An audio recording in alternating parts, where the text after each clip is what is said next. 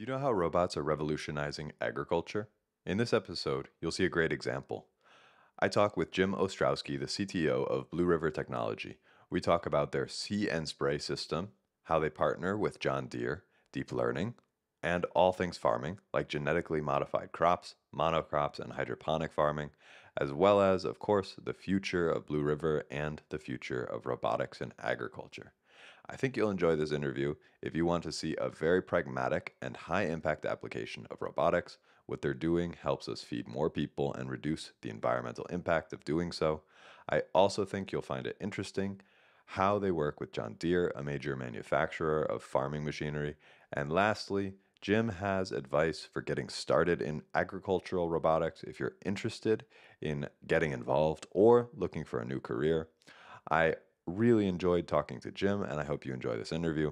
I'm Audro Nash. This is the Sense Think Act podcast. Thank you to our founding sponsor, Open Robotics. And without further ado, my conversation with Jim Ostrowski. Hi, Jim. Would you introduce yourself? Sure. I'm Jim Ostrowski. I am the CTO for Blue River Technology, which is a company that was acquired by John Deere about 5 years ago. So we're a wholly subsidiary of John Deere. Awesome. And I did an interview with Tobias, also from Blue River, about maybe a little over a year ago. But for those who are just tuning in, would you tell me a bit more about Blue River? Sure. Yeah. Blue River is a company that was founded about 11 years ago by two folks that were taking part of the Stanford Steve Blank entrepreneurship class. So Jorge Arad and Lee Redden, with a focus on agricultural robotics. So the goal is to solve, and kind of there's our mission statement, but solve monumental problems for customers using kind of advanced technology in robotics, computer vision. And our first foray into that was working on solving problems of actually thinning out lettuce beds. So it's very specific type of activity, but they overplant lettuce. And so the idea was that you have too much lettuce, you have to thin them out so that they don't compete against each other. And so we built a system doing that. And that was kind of the beginning of Blue River Technology. And obviously it's grown over the years, and we can talk about the different ways it's grown, but we continue to have a focus on what we call See and Spray. So it's the ability to use cameras to detect plants, distinguish between crops and weeds in the field in real time on a machine as it's moving through the field, and then spray just the weeds. So reduce the focus of where you apply something like a herbicide to just target the weeds. Mm-hmm. And how does it typically work? So you guys were acquired by John Deere. Do you use their tractors as kind of the main platform, and you have the camera and sprayer as your add-on in a sense? That's exactly right. So in this case, it's called a self-propelled sprayer. So it's like a tractor, but designed really for spraying. So it's got higher clearance wheels. These things are pretty tall. You can almost just walk underneath them standing upright. So they can go over a standing crop. Like corn or something that's like really tall? Exactly. Oh, wow. Corn as it's growing. Corn, cotton, soybean are the big three crops that are targeted, kind of the row crops that you see across the U.S., but certainly in the Midwest.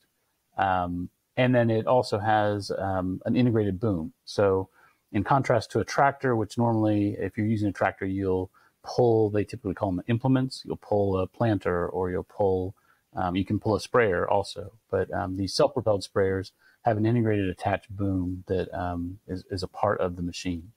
And the machines we work on, the booms are 120 feet wide. So they're these massive spray booms that have to, in order to transport them, they have to fold up. They have joints that fold up and bend in and kind of get compressed onto the side of the machine so that you can drive it down a road or something like that.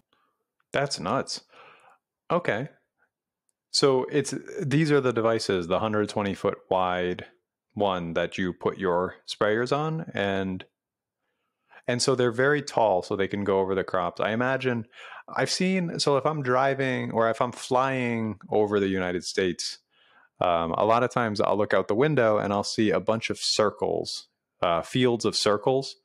And so they'll have, it looks like it's like there's a center point right at the center of the circle where there's some I don't know. I was gonna say, sorry, that's generally for what's called pivot irrigation. So that's where you've got a long kind of irrigation Yeah, system that it's will like a circle line around. going to the edge of the circle, and then That's it's right. just going to rotate, like it'll drive It drives at the around, circle, and so it and covers the whole with as few moving pieces as possible, I imagine. Is that kind of like this, or is this like a big line that just moves down the field?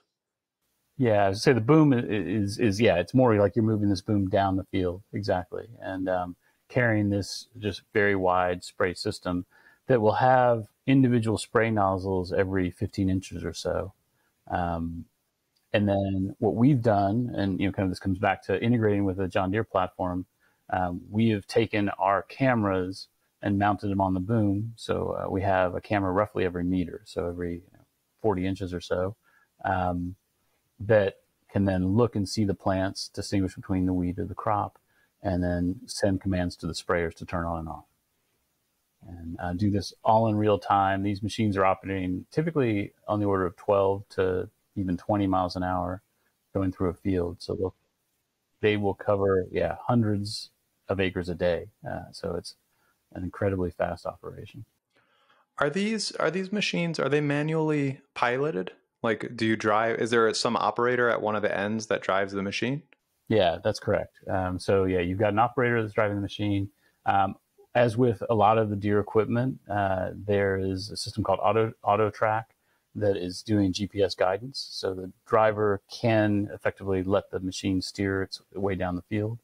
And then they control kind of speed at the end and covering the turns to come back down the rows. And then the system otherwise runs itself. Is running continuously.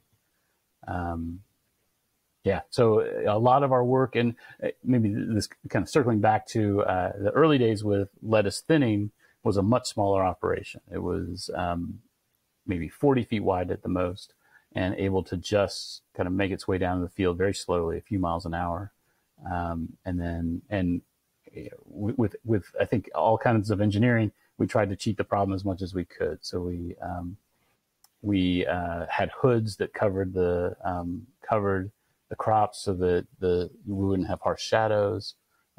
We tried to make it, get it as close to the ground as we could, so we had only a small distance from the sprayer to the ground, at a fixed height all the way through. So it was riding on the ground, so it would always be the same height. And so we solved the problem that way, and then built up. And over the years, we've had to just kind of continue to expand the complexity of the problem we're solving.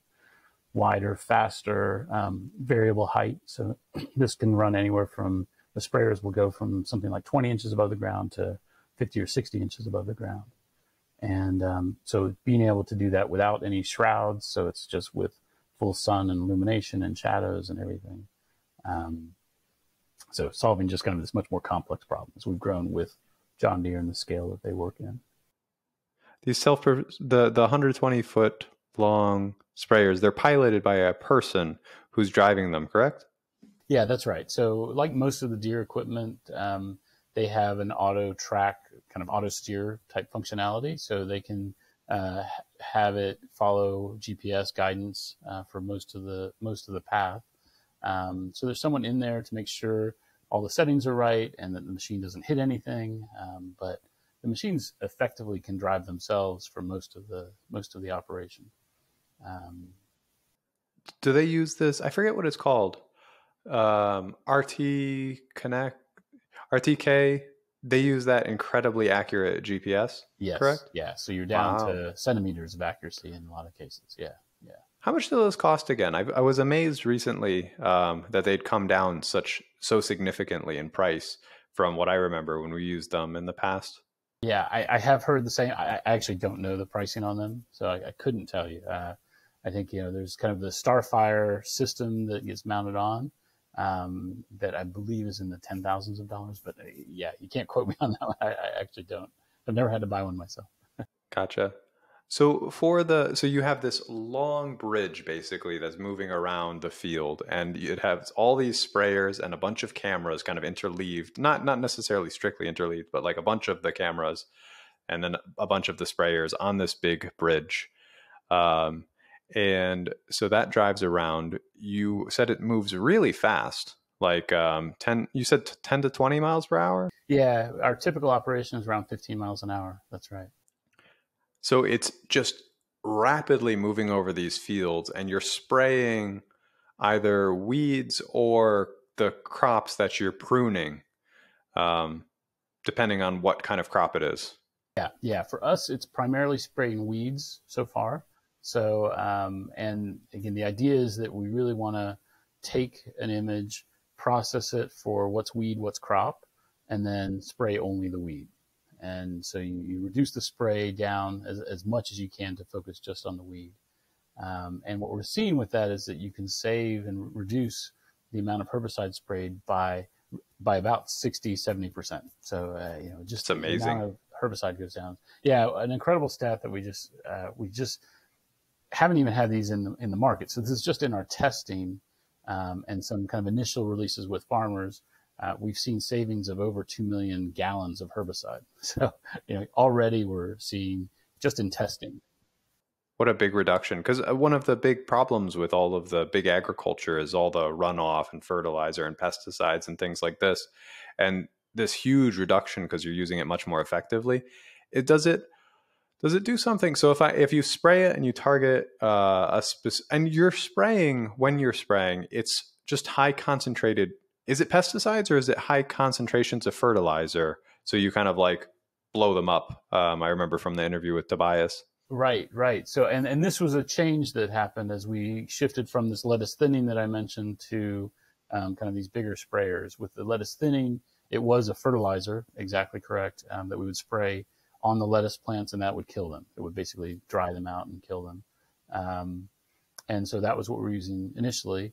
For the current See and Spray, these large wide booms, we're trying to integrate with the existing operations. So they're using a herbicide, usually a non-selective herbicide, a selective herbicide that's paired with a genetically modified trait so that the crops can actually survive being sprayed, but we're still trying to reduce the amount of spray. It's good for the environment. It's good for the costs that are associated with it.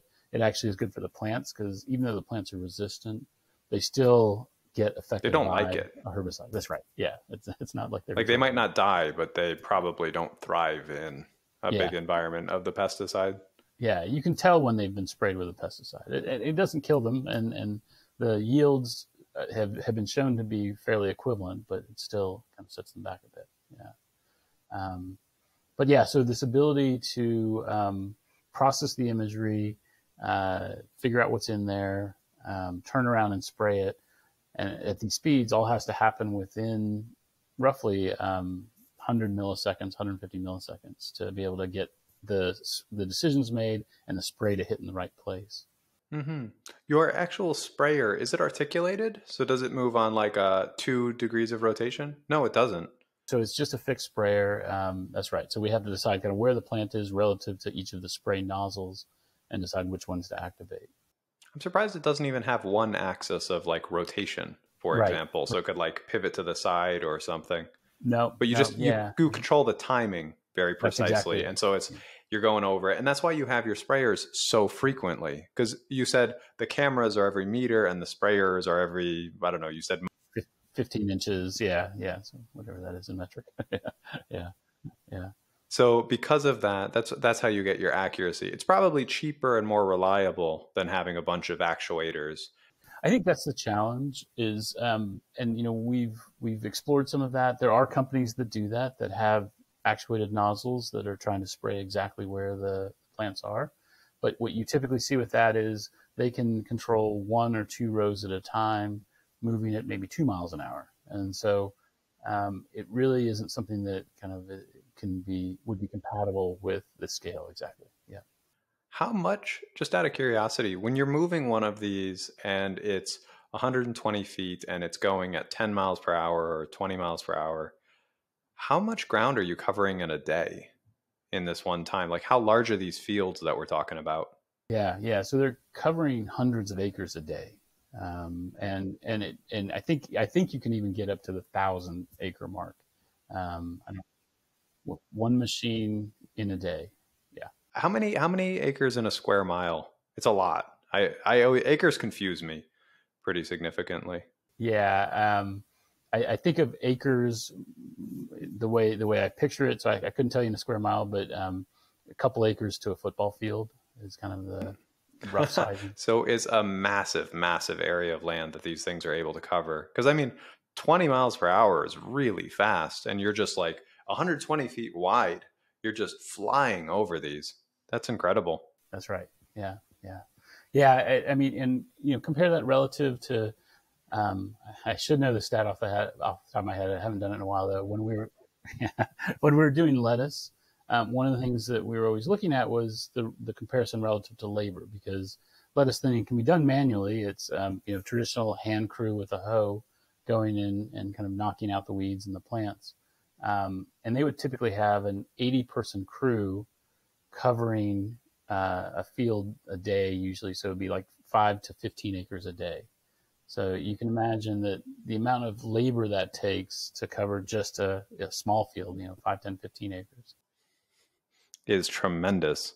What kind of cost savings are you seeing on that kind of thing versus when you'd have a bunch of people working on it? I imagine they're probably people that are fairly inexpensive to work with, like minimum wage in a sense. But still, they're only covering tens of acres in a day, and you're covering how many hundreds? You were saying multiple hundreds? I have to be careful between the lettuce thinning, which was moving much slower, much narrower. So I see. I didn't make the distinction. Mm-hmm. Right. Yeah. That one we could cover something around 40 or 50 acres a day. It kind of That's still obscene. Yeah. It's a lot. Relative to, and probably at a fraction of the cost too. Well, and I think the interesting part there was we ended up charging roughly the same amount. So the manual labor wasn't that expensive.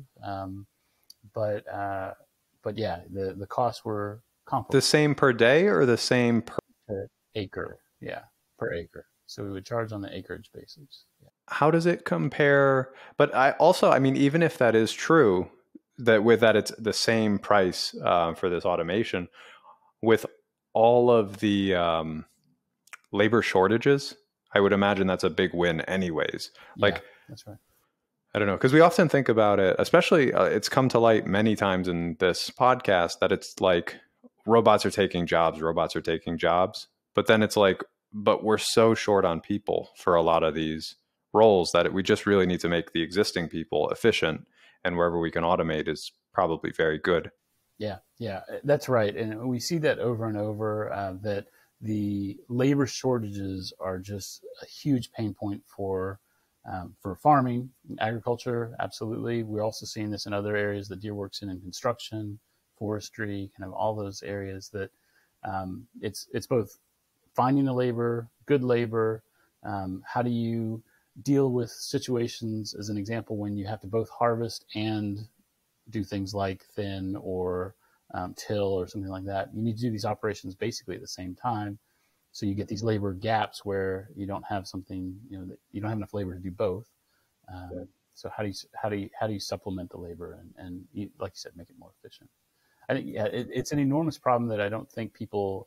I know I didn't going in have as good an understanding of what a big challenge that is, and so some of it is just smoothing out their labor, so it's less spiky, and you've got this automation that can help with that. And by less spiky, you mean that it's not as so strawberries have all gone into be ripe right now. And so we have to pick them all right now. And so you need to get all the hands you can to round them up, and they're only good for a few days, and any that you leave on the branch are wasted. This kind of thing. So it's like huge demand in labor and then immediately drop off. That's what you mean by spiky, correct? Yeah, that's right. I think that's a good way of thinking about it. And as an example, we saw this very often is that the lettuce thinning is happening more or less year round, and harvesting strawberries happens in certain times of the year. And so you'd have these gaps where the labor would all shift to the strawberry harvest, and suddenly they have no labor. It's really hard to find the labor to do the thinning. And so having this ability to supplement the labor, and in some ways, actually, it allows you to have labor that you can have year round. So it allows you to have a nice consistent labor pool that can shift in their focus, and then you backfill with automation and with these other machines. Yeah. It's a nice thing to make it so that the existing people or the people that are in the job are better able to do what people do well, be flexible, go around where you need. And you can have kind of the slower but very efficient and reliable automation to handle what it's good at. Yep. Yeah. Yeah, that's right. And I do think, some of these jobs are just ones that are, they fall in the dull and dirty roles, right? That they're not attractive. I mean, in a lot of cases, if you think about thinning with a hoe, it's kind of backbreaking labor. You're hunched over a little bit. You're trying to get a very accurate thing and just walking up and down these rows all day long in the sun. I've even heard cases, I'm trying to remember where, but of farmers leaving crop on the, like not harvesting because they couldn't find the labor. So it's like they did as much as they could, but a big bit of their yield was just wasted, which is nuts for this kind of thing. Especially, I mean, like good quality food going to waste, basically. That's right. That's right. Yeah. Yeah. Yeah. So I think things that we can help there, again, with the newer machines that we're working with, these are much bigger machines, and there's no manual labor happening there's very little manual labor happening in those fields. Yeah. Yeah. There's the setup. Occasionally they'll have what they call escapes, where the weeds have just gotten away from them, and they'll have to send people out into the field with a hoe to just fix that. Yeah. Yeah. No, sorry, the weed has escaped. Yeah. So, So, they try to control it with herbicides usually, but, with whatever method they're doing.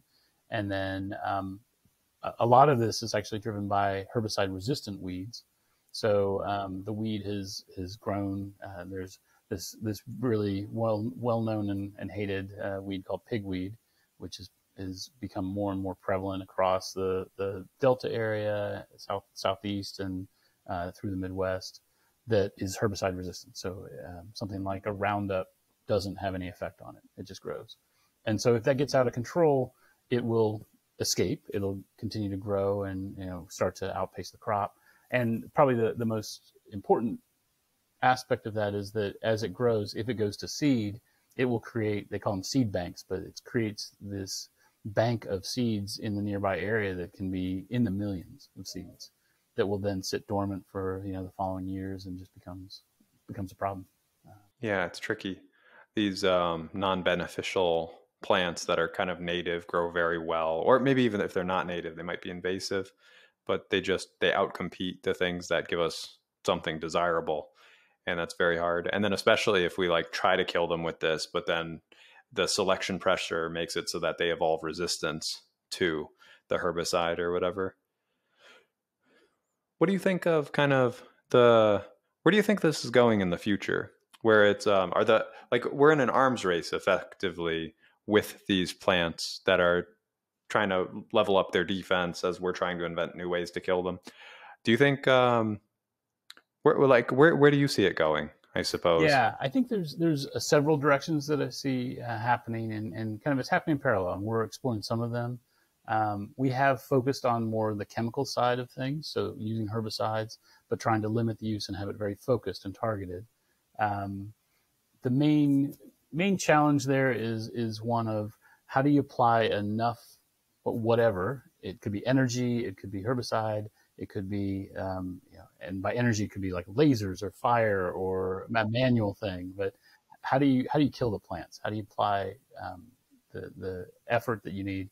And the thing about herbicides that is powerful is that you can just leave it there and have it act, versus going through and mechanically weeding. You have to do the whole operation there, right? Yeah, regularly, or it has to happen at that time. So if you want to move quickly through a field, it's hard to do something that requires a lot of energy or interaction with the ground that doesn't just destroy the ground and throw dirt everywhere.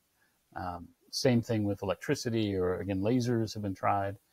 It's hard to apply enough energy there at that moment and keep moving quickly through the field.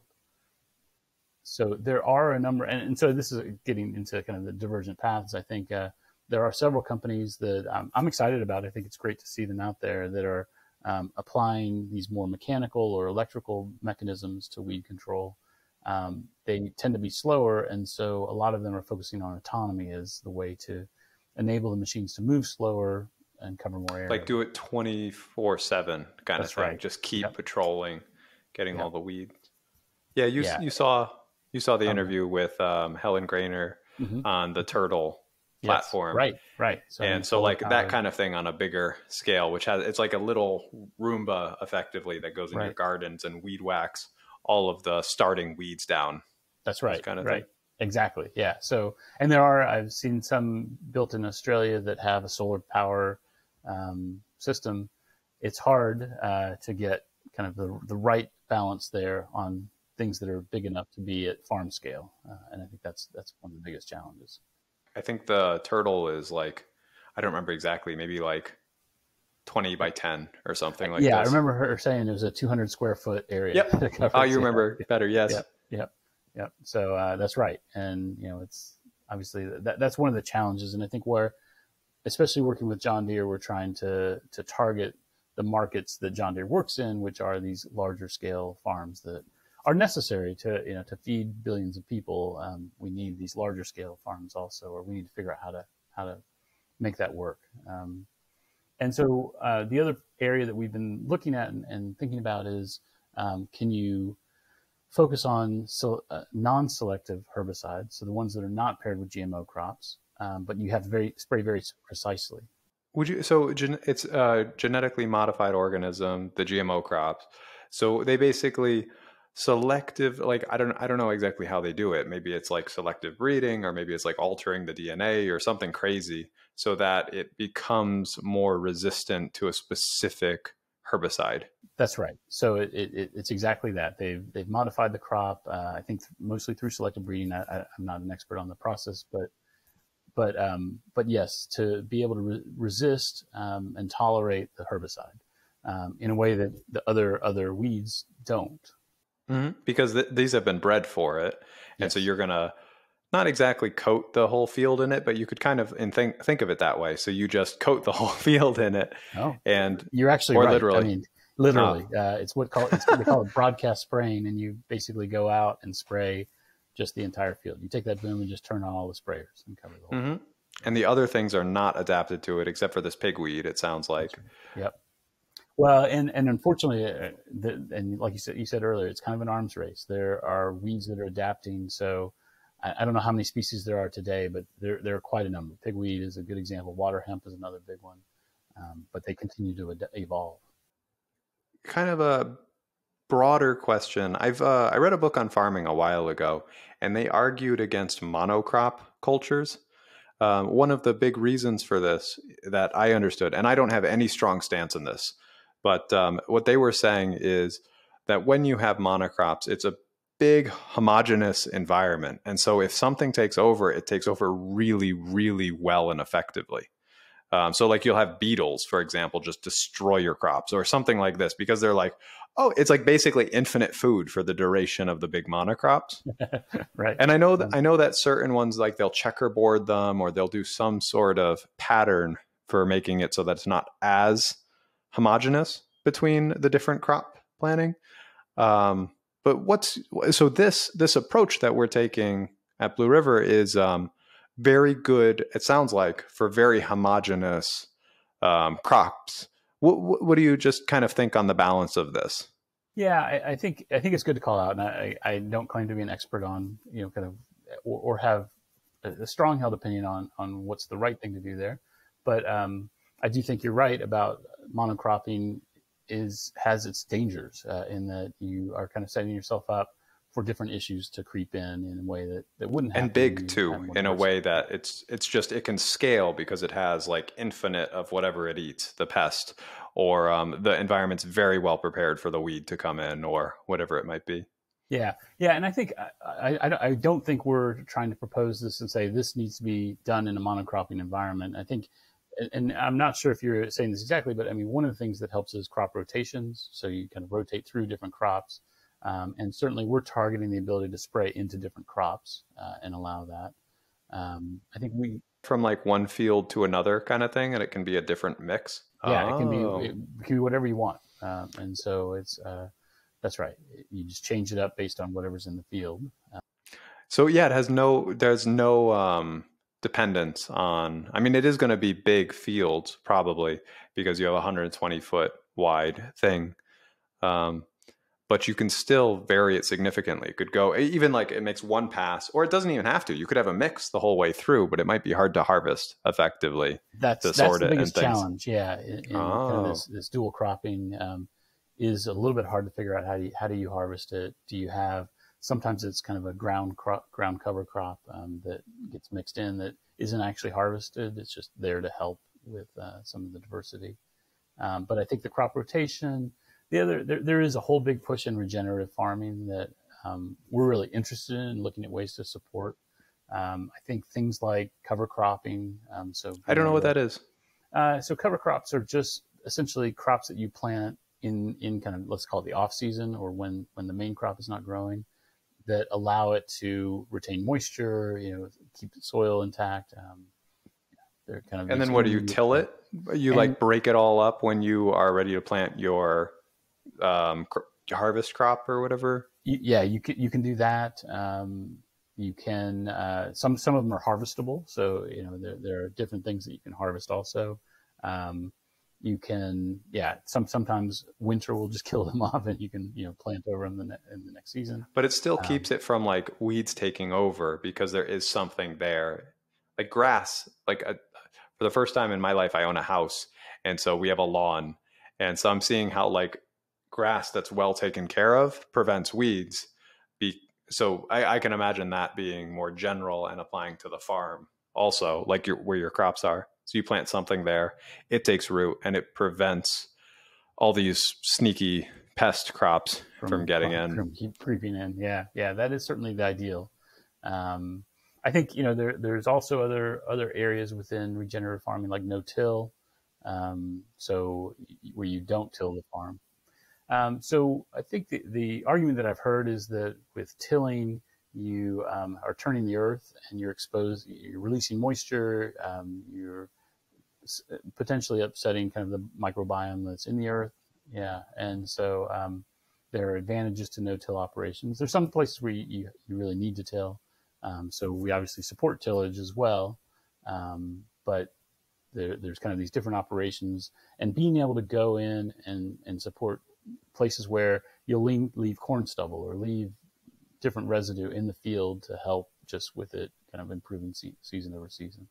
Yeah, that's a big thing, because especially with these regenerative agriculture approaches, like they're very focused, as far as I understand. Again, I know nothing, but it seems like they're very focused on the soil health over the long term. And it's really nice that like larger operations are starting to consider this too. Because I think it probably makes a lot more nutritious food and better tasting and probably hardier, like plants in general, better for eating, this kind of thing. Or even if you want livestock on it or anything, probably better for them. Yeah, and working with livestock it's a complex operation. So you understand why people may not be doing it. But what I've heard and read is there are a lot of benefits there. So I think we're trying to figure out how to support those things. Yeah, it makes me happy to hear the movement moving over towards caring about soil quality and this kind of thing.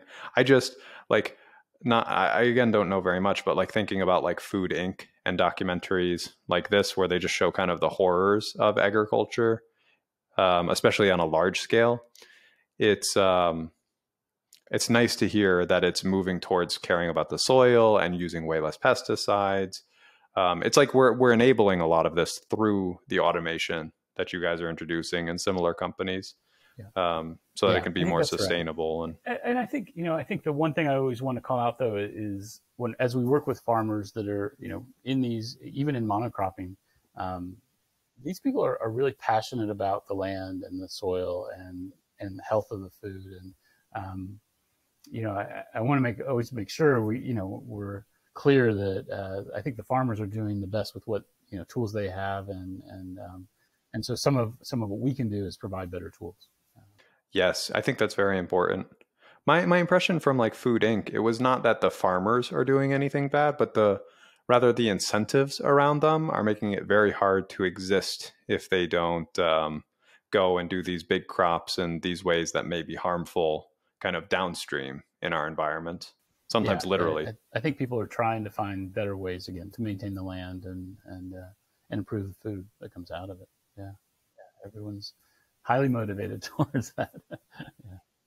Yeah, and also making it so we can solve the labor shortage, and or at least put a dent in it so that we can keep eating. And yeah, no, So it's been great that way, and I think seeing as we mentioned earlier, kind of the scale of some of these machines is incredible, and so the impact. I think that's been one of the things with Blue River and kind of becoming part of John Deere is to it affords us the opportunity to have this much broader impact. When we were a small startup company, it was great. It's fun. You get to really get in front of the customers and have an impact there. But the scale is always limited by how many people you can get to. But to have a partner like John Deere, which is a fantastic company and just has such a broad reach in terms of manufacturing, in terms of the dealer support, and the scale at which things can be introduced into the market. Mm-hmm. Going back just a little bit, when did you join Blue River? So I joined Blue River, it was about 9 years ago, so maybe a year and a half into the company. We're 10 employees, a small operation, and I came in, my background is more kind of on the academic side to begin with, and then had been working in startups for a little while down in Southern California and moved up, just saw this opportunity. It was this idea of bringing robotics and robotic technology into agriculture, which is such an exciting opportunity that I just couldn't pass it up. And I thought, this is the kind of impact that I'd like to have as a roboticist. One of the biggest challenges actually for me starting with Blue River was that they weren't doing autonomy. You would think almost naturally, think robotics in agriculture, you want to build an autonomous system. But they were really focused on, what are the problems that the farmer needs solved, not on what's the how do we create value? Yeah, in a sense. Exactly. Yeah. And so I think that was that has been a theme throughout Blue River's history, and I think we continue that is let's solve problems that are valuable to a customer, not something that's cool technology can be applied. We try and pull in the cool technology, but but it's not the end goal in itself. That's right. Yeah. If you get to do it, then great. But otherwise, it's solving actual problems and pragmatically is what it sounds. Yep, that's right. And I think that's where actually a really critical shift was with deep learning technology coming into play, in kind of early 2012, 2015 is when I think we really started adapting it. But it afforded us the ability to shift from using classical methods that were really hand-tuned to try and detect specific plants to being able to just train with lots of data and get the performances we needed for weed detection and distinguishing between crops and weeds. And then with GPUs that have been built, we're able to do that quickly enough. Our entire system has to process an image frame in about 30 milliseconds. And so it's really fast cranking through these images to go at the speeds that we were talking about. Mm-hmm. Yeah, that's really interesting. So all of the deep learning and things. Now, one thing that's interesting with deep learning to me, a lot of times, like I've seen it rejected in terms of like medical diagnosis and things like this. And the reason is it may be risky. Like it outperforms more classical methods when you evaluate its correctness or whatever on the training and test sets. But then perhaps you get new data and it interpolates in a weird way. So it does something unexpected and they're not very observable in that sense. I'm imagining if you're doing this for fields and you're going to spray a lot of pesticides on them, it's not as much of an issue if you have false positives for this kind of thing. Is that why this is a good approach? I think that's exactly it. Yeah, it allows us to get very high rates of detection, kind of the accuracy we can get out of it. But it is not a life and death mission. Yeah. So that's what I was thinking. Yeah. Because if you're like, should I operate on this person? Then it's a big deal. But if it's, do I spray? And if the answer is no, but I do spray, it doesn't matter because it's... That's okay. Yeah. And I think, generally farmers, even if we were spraying a non-selective spray that would kill the crop, the farmers really want to get rid of those weeds. And so they'll risk a little bit of crop, and not a lot, but a little bit, to be able to get that weed control to be a high performance. I mean, it makes sense. It's such a, like, if that weed takes over, I'm imagining it can ruin a lot of yield because it sucks up the nutrients and it grows so much faster than the actual fruit bearing or whatever it is that you're growing. Yeah, it's going to outperform those. It gums up the harvesting equipment as well, so it's really bad for harvesting. Insult to injury. I wonder if that's a selective. I wonder if selection pressure on them made it so that happens more likely too. Because you could imagine if it gets the farmer out of commission, then that's reinforced. Right. It could be, although you'd almost think it wants to be able to get through so it can just generate more and more and more, spread itself. But it is a challenge. So it gets in the machinery. It can distribute the seeds more when that happens. So nature's tricky. Some of these weeds are pernicious. Seriously. Okay, that's really interesting.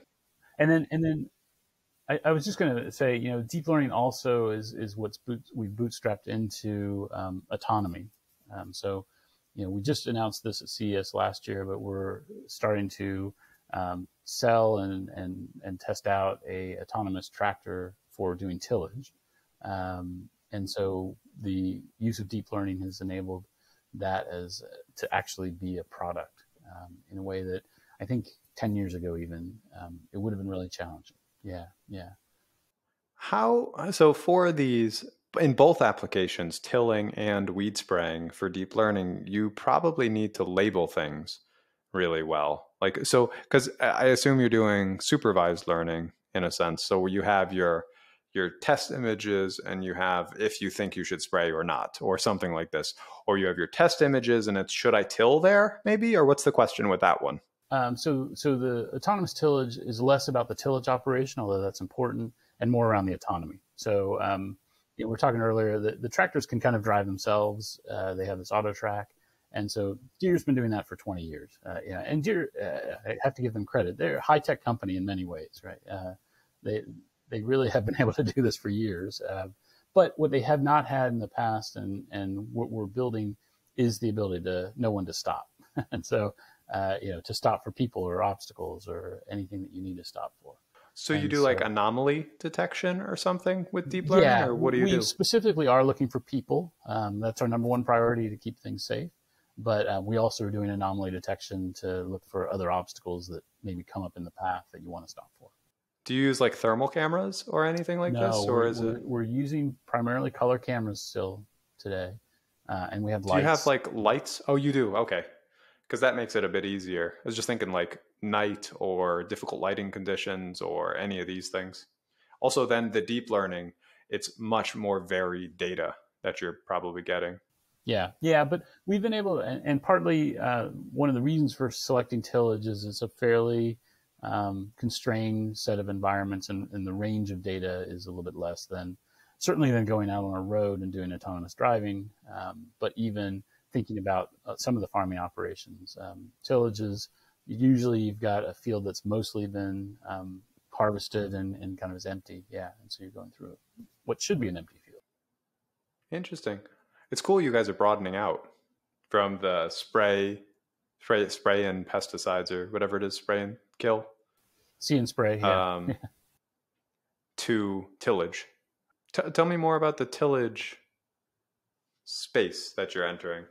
Yeah, so effectively, and this goes back to, we were talking about labor, and one of the challenges around labor being that there's certain places where some of the labor needs to go to harvesting, but you have other operations you want to do at the same time.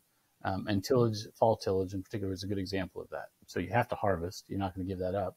But you also have this tillage operation that is happening roughly at the same time. So you don't have enough labor to do both.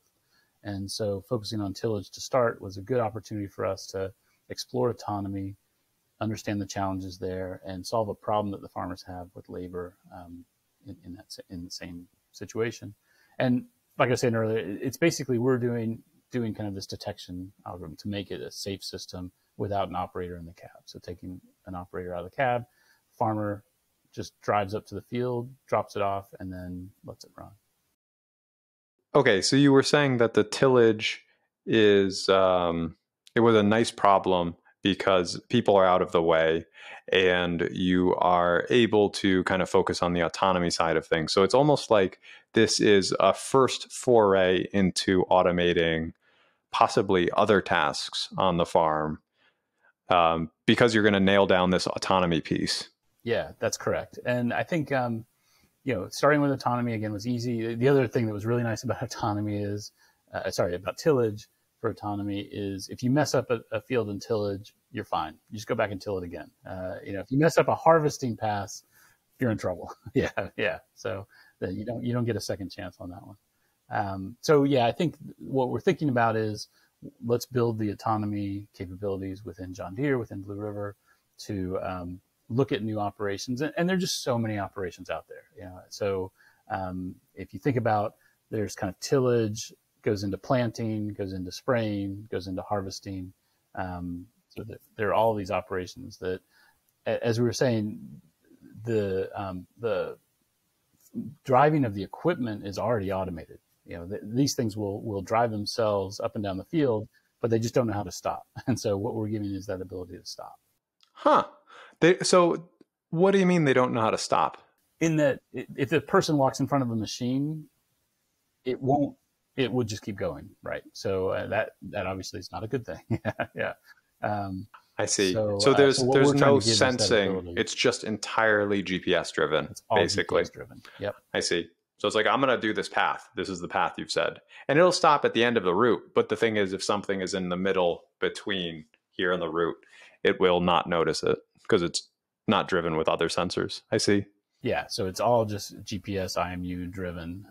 So it's very good at that. But to take an operator out of the cab, there are actually two things. So I should be careful with it. There's the driving and stopping is the one we focus on the most. But you also, to be able to make these machines fully autonomous, the job needs to be monitored and be reliable. Oh, so right? Dashboards and things like this. So farmers can organize and scheduling and things? As well as sensing of the operation. So if I think about tilling, if I break a tine or a sweep, and that drops off, then you're not getting the tilling to happen effectively. So you need to be able to observe that. It's a part of the implement that's pulled behind it. Yeah, exactly. So as it's like turning the soil, it's digging through. But if part of that breaks, the role of the operator today is to detect that and stop and fix it. But if you don't have an operator in the cab, you have to have some way of resolving that and of detecting and resolving. So do you have, is it effectively like you're strapping, and your competence at Blue River is cameras is what it sounds.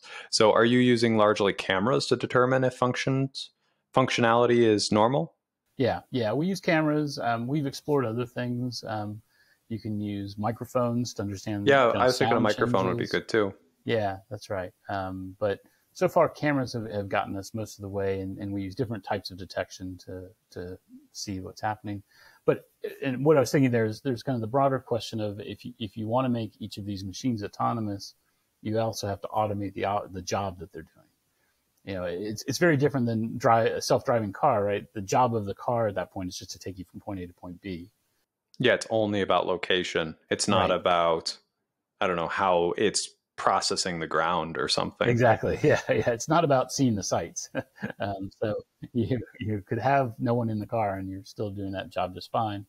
But the job of these machines is to plant or to till or to harvest. And so those jobs have to be working also. So we often call about it, and in fact, our group that we're in is automation and autonomy. And so it's about automating these jobs and making the machines autonomous. Huh. So how do you use, so for tilling, for example, how do you use deep learning with that? Do you have it driving and then you have some like farmer or someone who understands tilling and soil or whatever going and grading it? Or so for this 10 meters, you get a B or something, and they're trying to maximize? Or what do you like? Yeah, how did that setup work? There's only certain pieces of that I could probably share, but a lot of it, the easy answer is yes. We'll take imagery and video and look for problem areas of tilling, and we do have experts that come in and help advise us on that. And very often they're not that actually hard to detect. You got to imagine an operator that's driving along and looking behind him has to be able to detect these things. but it's very often like a streak in a field, or you've lost a shank or something like that. And so, yeah. So you're flipping it. And instead of evaluating the good things, you're evaluating the bad things. And so you try to identify the bad things, which say non-normal operation. So you can train on that way easier, probably. That's right. Yeah. Yeah. So it's again, kind of an anomaly detection, or looking at, and a little bit of it's, I don't want to say catastrophic failures, but they're failures that aren't these kind of subtle, like, the difference between a 90 and a 92 on the score. No, it's like really total failure, or kind of, yeah. Yep. Yeah. An F or an A. Maybe it's an A versus a C, maybe. But yeah, it's definitely a big. It doesn't have to be a total failure, like it's not working at all, but it's a failure that's really pretty substantial. Mm-hmm. Interesting. And so I think that expansion is one of the things that we're working on. I think the other part for us that's very interesting is Deere does more than agriculture, and Deere is also. Yeah, it's the number 3 in the world in construction, and so they have construction machinery left and right that are doing things like road building and site preparation. They have a large forestry division, and so they based in Finland, the division, but they sell across the world, around the world. And so looking at ways that autonomy can help in those situations. I think in construction, there's big labor shortages. I mean, the labor shortages there are really acute, as well as safety issues. It's one of actually construction and forestry are both some of the more dangerous jobs to be working in, just because you're around this big equipment all the time. Yeah.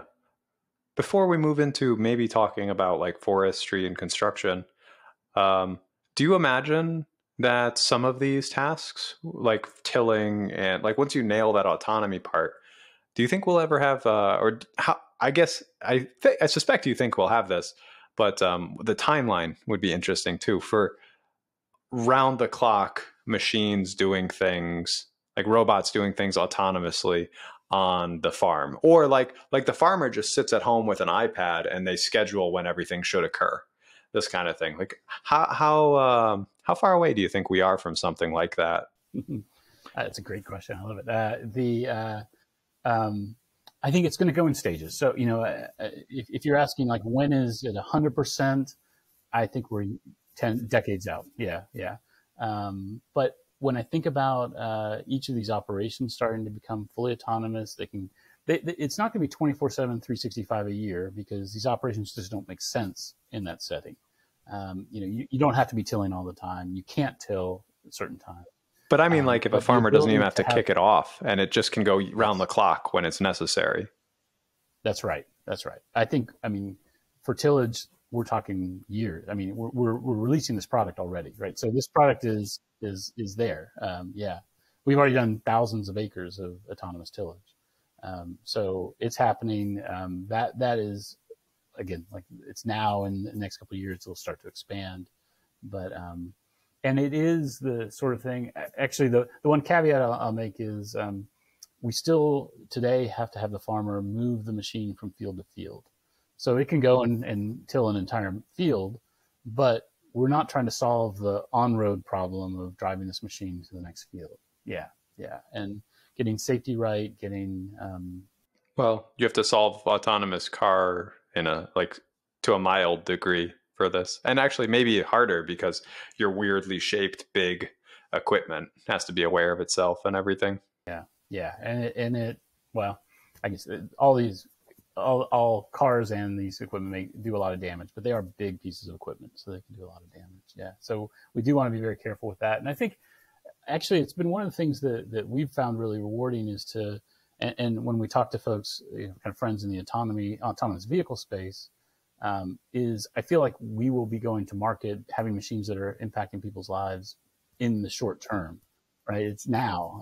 And so to us, that's really exciting. And we're very willing to constrain the domain that we operate in to just being in the field and not on road to make that happen.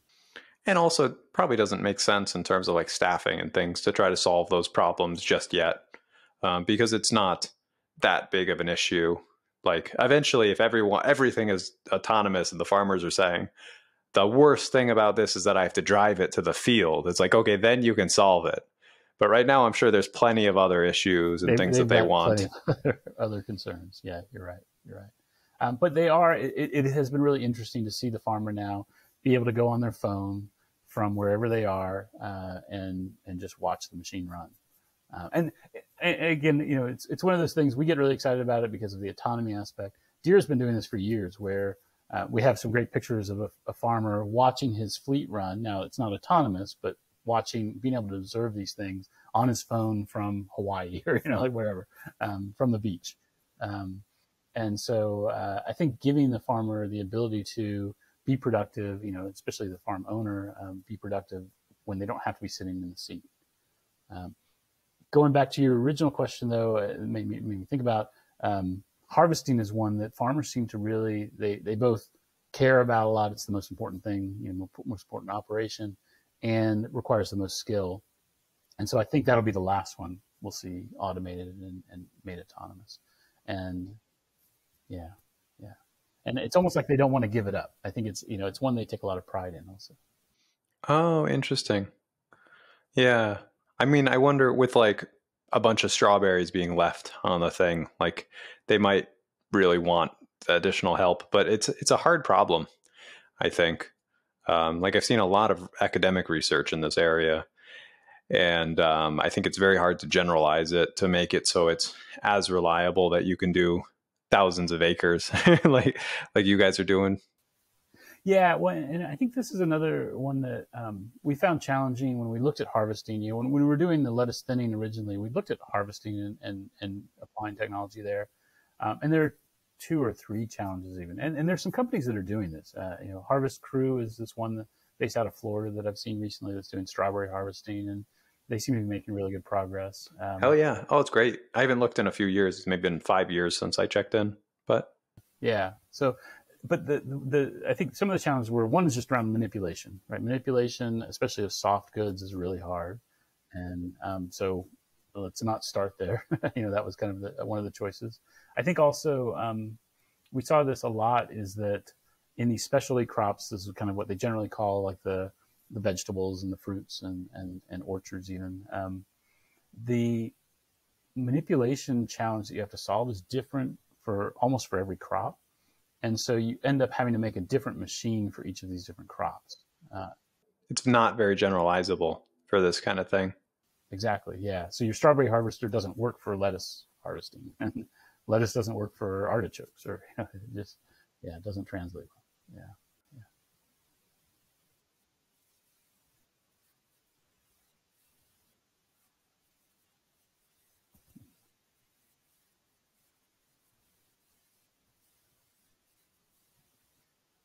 Yeah, I think I have to be careful about talking about too much of it, but I do think generally we're going to be looking for operations that are not high.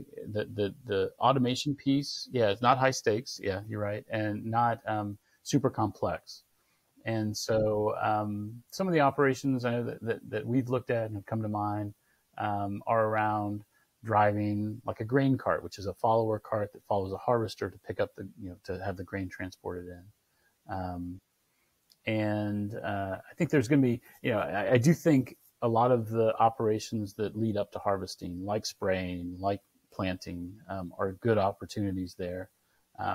The other part that I take caution with, or, you know, I'm cautious about, is trying to get right into harvesting, because you're also driving through standing crop. And so you need to be able to detect people in what could be people-sized crops. And if you've ever been in a cornfield, it's really hard to see through those fields. So, you know, looking at the operations that are earlier in the chain where the crop isn't as large make more sense, I think, for trying to build autonomous systems.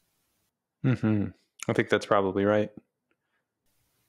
There are other areas like looking again at specialty crops. I think there's lots of good opportunities there. Again, those are small crops typically. Orchards is another one. You know, there's a lot of operations where you're just driving through an orchard, and it's got its own set of challenges. It's a different type of environment. Mm-hmm. Now, going back kind of a little bit, when we were talking about kind of, I don't know, all the regenerative agriculture and things, what do you think about the approach of robots tending, kind of like an iron ox approach where they have robots. It's all indoors and they have like beds and beds of plants. Where do you, because that is almost an alternative to traditional agriculture in a sense. How do you think the two play together, or do you think is it like that one won't scale well for the near term or medium term maybe? Is that the big thing, or how do they play together? We've looked at indoor farming, vertical farming for a number of years, and what we keep coming back to is the challenge with scale, and the challenge with that operation in general is mostly around energy. You've got free sun coming in when you're outdoor in a field, and getting enough energy into those systems is a challenge. But there's so many cool things about it. So I certainly don't want to rule them out. It's just never been one that we've kind of migrated towards. And again, this a little bit goes back to scale, right? So how do you scale these out? I think that there are some great advantages, right? You have less water usage, usually a closed system with pests. Yeah. So, and I think the robotics manipulation potential and opportunities are really good there also.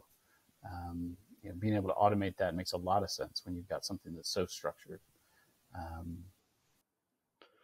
Gotcha. But the thing is, the sun and the rain, they're all given free energy and everything, and so it's much easier to get to probably a much higher value using all that free given by the earth energy and water, versus we're going to provide absolutely everything, and we have crops on top of crops, so they occlude sunlight, so we can't structure them like that. Yeah, it's obviously much more dense. So and the nice part is you can have them local to where people are eating. There's some. That is a big point. Yeah, but yeah, we always watch it, and I'm curious to see how it evolves. Right? Every time we kind of look at it and think about it and talk to people that are in the space, that's where it seems to get stuck. Is just not being able to expand and scale. Yeah. Interesting. Do you think it's the future? Like if you think like 20 years ahead or more, do you think that we're gonna end up having all of our veggies and fruits grown in, I don't know, like vertical stacks indoors with just, do you think it's the thing, or is it, do you think we're gonna stick to farm like agriculture? I don't know. I wouldn't guess that it's the future. I think it probably blends in, so I think there's a place for it.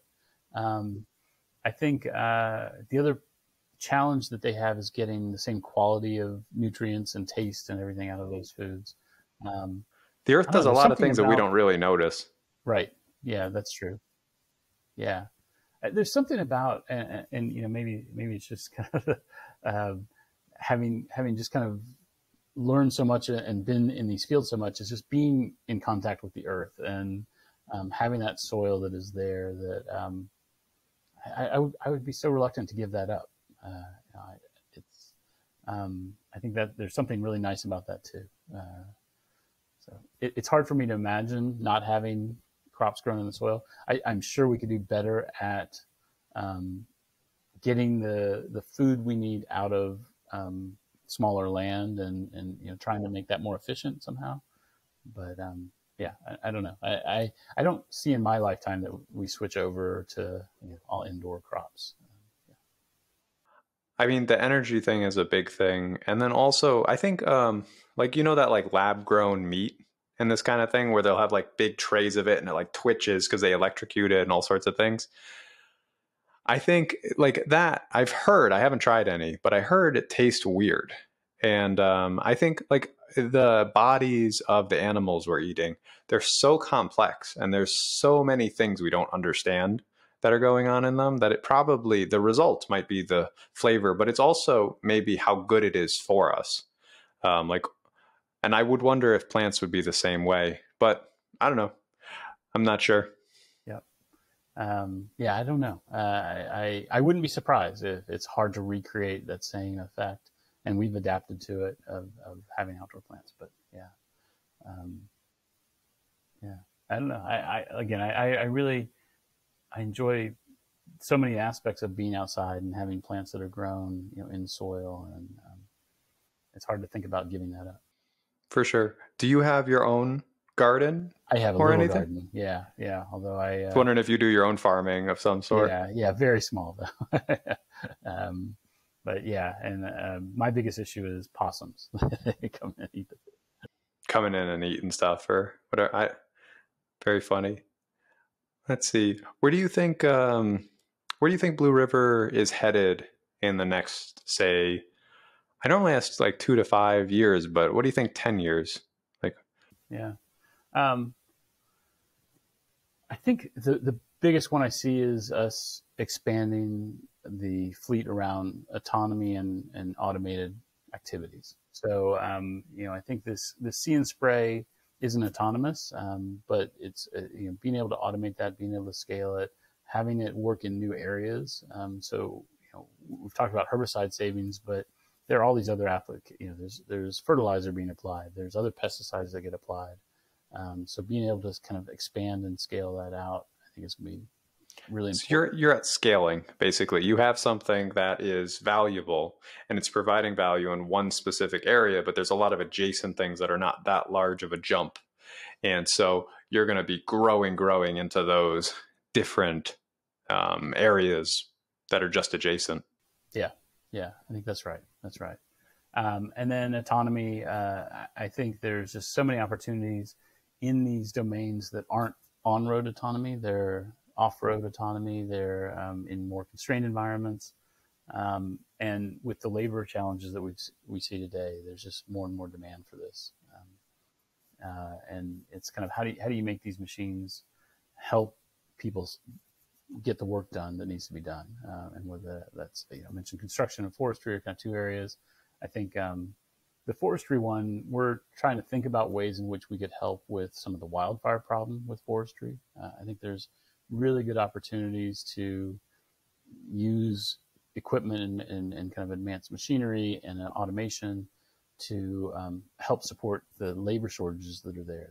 We just don't have enough people to really manage the woodlands and the kind of the fuels that kind of get that end up in the field in the wilderness that turn into these massive wildfires. So some of that management is, I think, another area that we're excited about. Interesting. Yeah, those are exciting areas.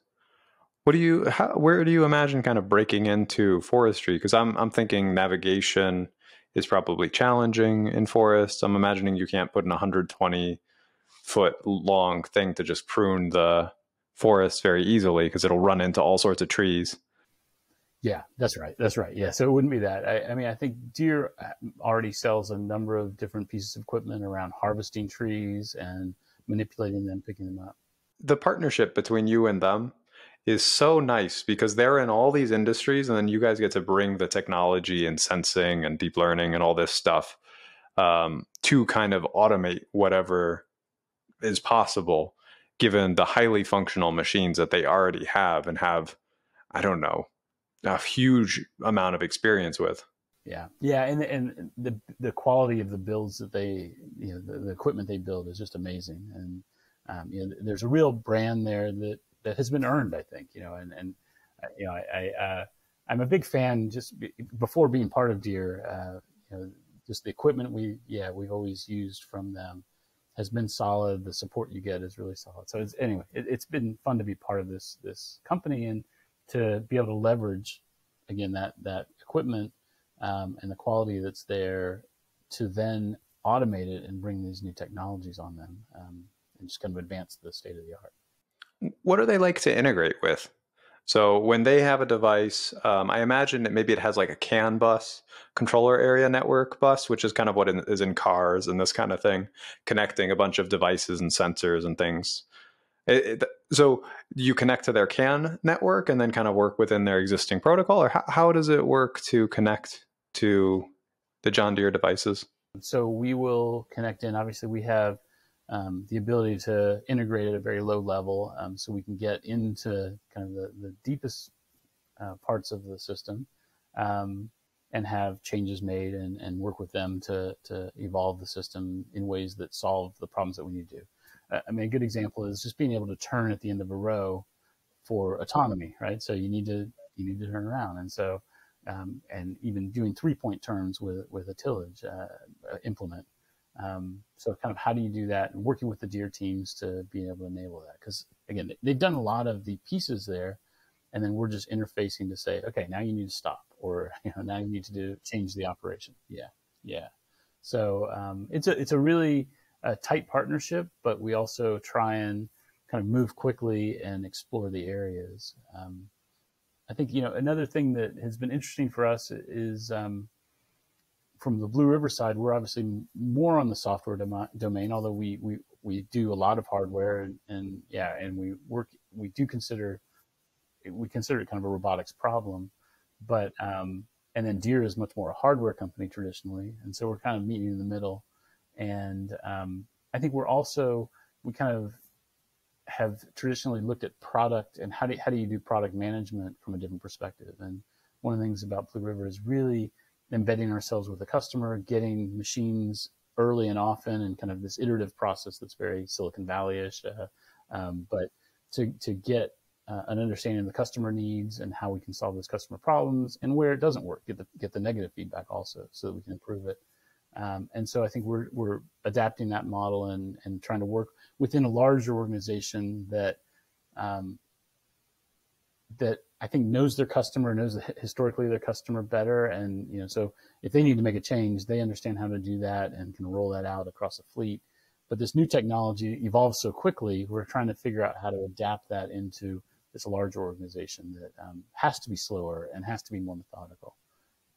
I mean, it's basically like you're attached to a mountain is what I would think of. Like they're huge and the mountain moves very slowly, but it's so big and forceful and everything.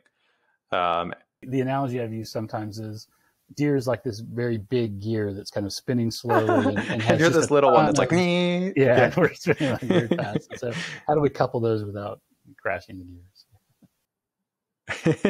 Yeah, that is a funny thing. I mean, both have like the infrastructure and know-how and brand of John Deere is probably like, that's incredible, because you guys have tried to pragmatically move forward as much as possible, which has meant restricting the hardware side that you guys are actually working on. It's sensors and it's sprayers and this kind of thing. And it's very simple relatively and very few moving parts. It's not like you're manufacturing a tractor or something, which is, I don't even know how many parts, but they're complex and probably a lot are custom machined, and maybe not for John Deere because they make a lot of them, but they make a lot of their own parts. It's fun to go visit their foundry, and some of we were just at a manufacturing line that's a mile long. They have just like all these things running through it. It's an amazing production environment. So it's both complex and yet very structured and oh yeah, for sure. Think, has to be a functioning company. That's right. Yeah, but maybe to your point, also, I think we're trying not to add too much complexity into that. So you probably make little appendages probably that can be just added on. That's probably the best strategy, is what I would think. Yep, that's exactly right. And I think it also maybe motivates us away from trying to add a robotic arm that's going and picking weeds. So that would just be really hard to scale and put into a factory like this. Yeah, that's probably the key consideration. How can we scale this? You need it to be like, this machine is valid for 1 million hours or something like this. Like, you don't expect it to be serviced for some obscene amount of runtime. And then like, now, okay, we're going to put our strawberry picking robot on this, which fails every 10 strawberries. Like, you really have to be careful with your approach, because it has to match the reliability of this, even though it is sort of an appendage to this existing infrastructure. Right. Yeah. It's fine. And the same thing with autonomy is like, how do you mount the cameras on there? How do you mount the hardware in a reliable way and everything? Mm-hmm. Yeah, and even space claims. I think I didn't appreciate the challenges of that, but these machines are so well optimized that there's not usually a lot of extra space anywhere to put a computer or put an extra camera or even a cable. They're really sometimes, it's like, how do you route that thing? I don't know. Yeah. Do you think that How large are you guys relative to John Deere? Is it like, are they 100 times bigger? Are they? Yeah. I guess you could use valuation as a way for that or something. I don't No, know. I wouldn't What even would good try metric? that. Yeah, no, I don't want to even. They're go enormous. there. Yeah. Yeah, they're much. So they're, the number I have in my mind is probably not completely accurate. Is around 60,000 people globally, and we're about 250. So if we called it 300, then you're at 200x. I think that is. Yeah. Gotcha. So are they, it's hard because you're almost like the R&D division to some part of their doing with a robotics expertise. Is it fair or no?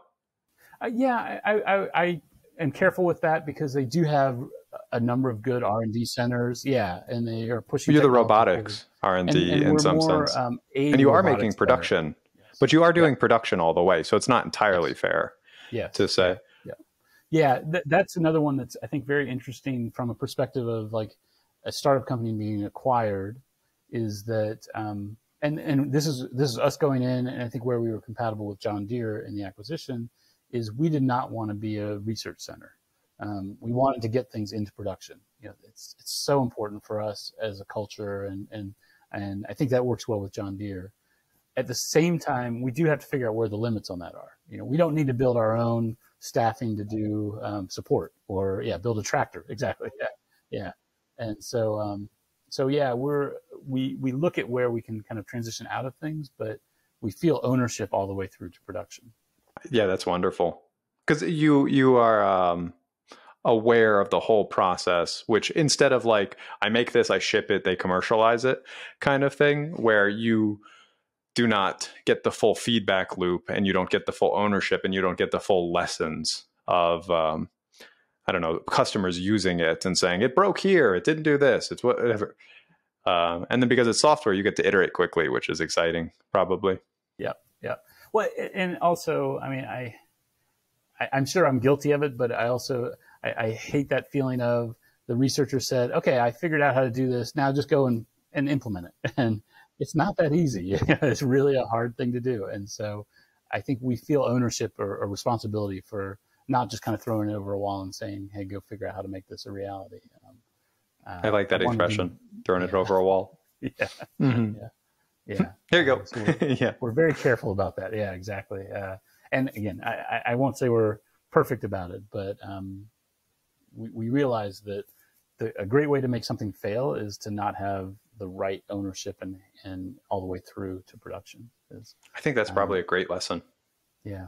It really, I think it's important especially for a startup company, because the mentality of a startup very often is, I just need to show this and, kind of demonstrate that I can do it and get more money and then show it bigger. And right. Exactly. Yeah. Mm-hmm. How do you, so the one thing that is interesting, and I'd just be interested in your thoughts. So do you think John Deere is going to make allowances for you guys? Like, okay, we're aware that they need some powerful GPUs and this kind of thing. We're going to make our next tractor with knowledge that there's going to be a big computer center in this location. And we're going to make it so that we have pipes that route different things throughout it, that we can have cables run down that leave, I don't know, 30% of it empty, so we can have clean routing from sensor to computer or whatever. I mean, I think they work already closely with us on that. I do think it's not as much of Deere kind of in a vacuum as saying, oh yeah, we'll make this compatible and everything. But I think we do kind of work very, very much side by side to figure out how to put those in. There is always this tension, though, that you're probably well aware of, between optimizing for cost and kind of getting something that's profitable and can be sold and made a business out of, versus having kind of the luxury and overhead of a lot of extra compute. And again, that's or even an architecture that can have modularity to it. Yes, like right. Here is the computer slot. Put whatever you want in there. We can update it. Yeah. This kind of thing. Yeah. But So there's a lot of that, like kind of next generation, we need space for this. And we don't know what it's going to look like exactly, but it's be roughly that size. I like. So, yep. Yeah, yeah, yeah. That's right. And obviously that evolves and it has to get adapted, and it's never quite perfect. But I think we are trying to figure out kind of what's the next generation, what does the next bit look like, so that we can build not just the electronics and the software, but what the hardware looks like. Yes, for sure. And get into even more interesting problems and everything too, as you figure out more hardware that you can like get more sophisticated hardware on there. Yeah, yeah.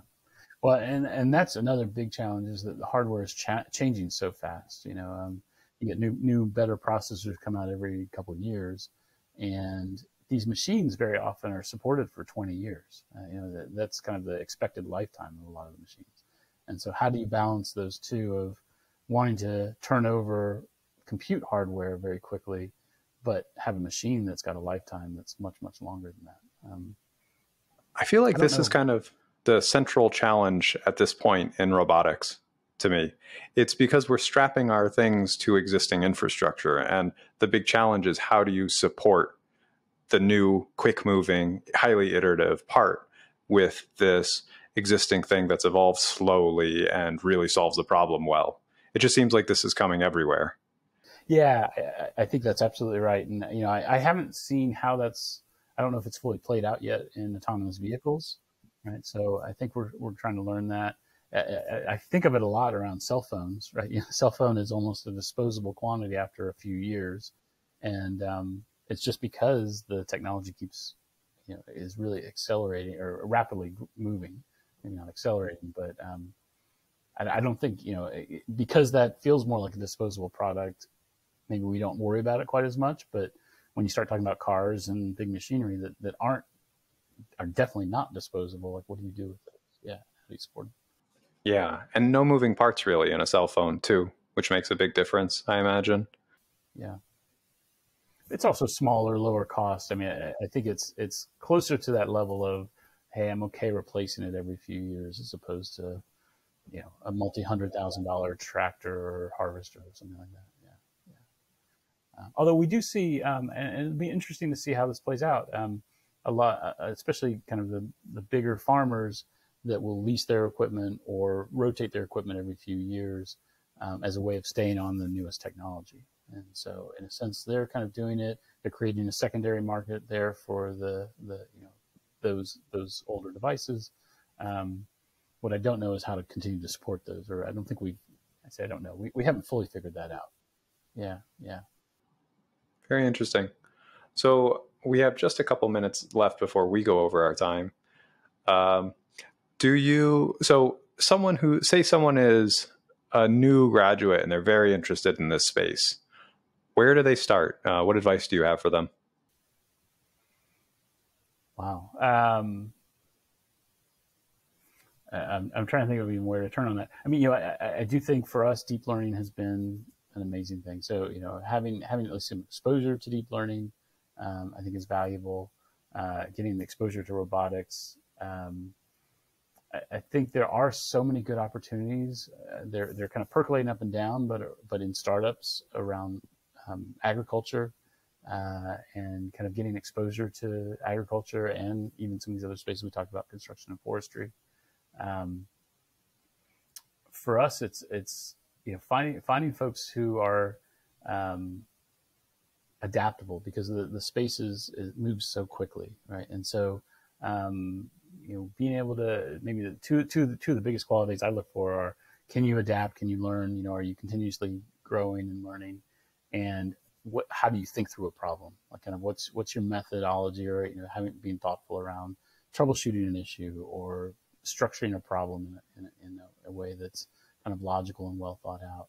I don't know if those are like strategies or tips, but those are kind of the things that we're looking for as we try and bring people in.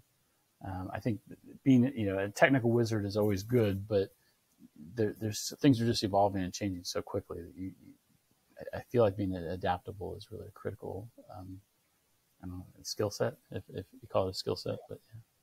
It's like an approach or something. I don't know, but for sure, I think everything is changing so quickly, and it's just like, I feel like my job now is just learning often. Like it's like going from one technology to the next and connecting them all, getting fluent enough to make value out of it. And I just like it's very exciting, and there's a lot of potential, and there's a lot to do and a lot to learn, is what it feels like. Yeah, well, and I do think there's so much information out there.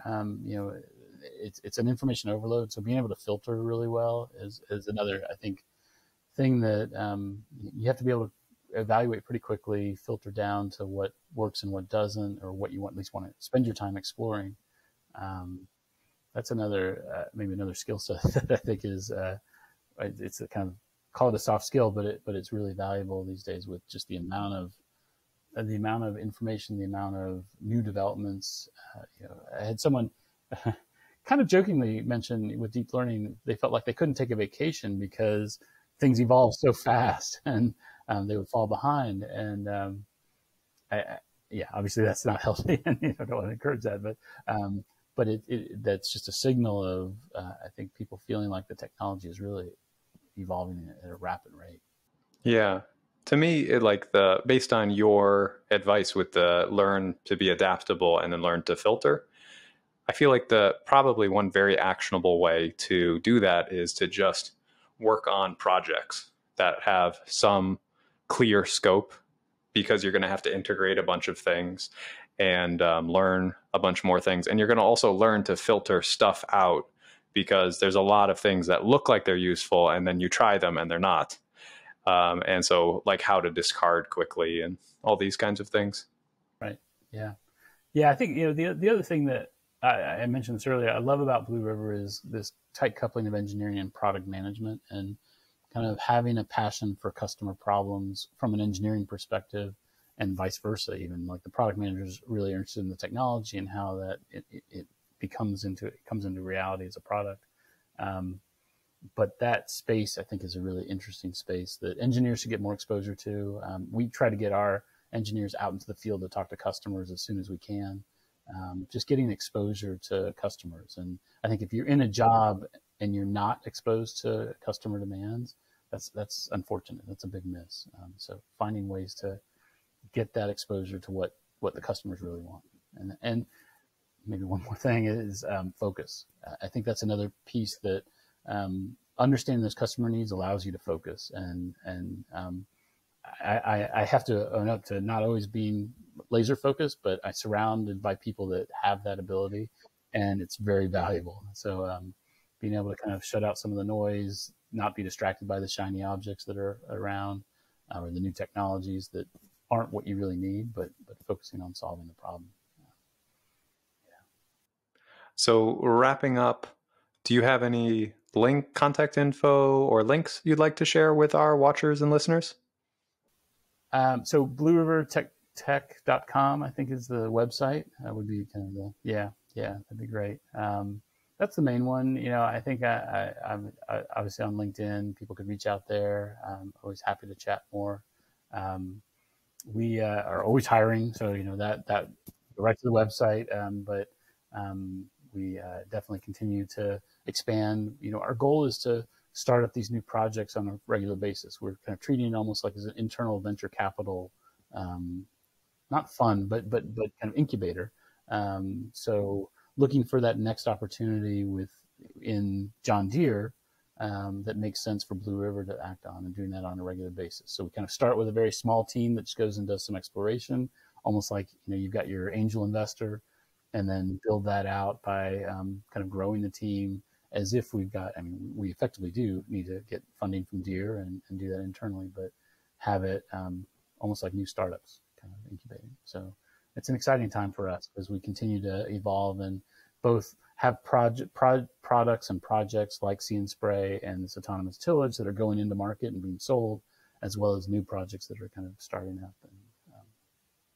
And I love the combo. Hell yeah. It seems great.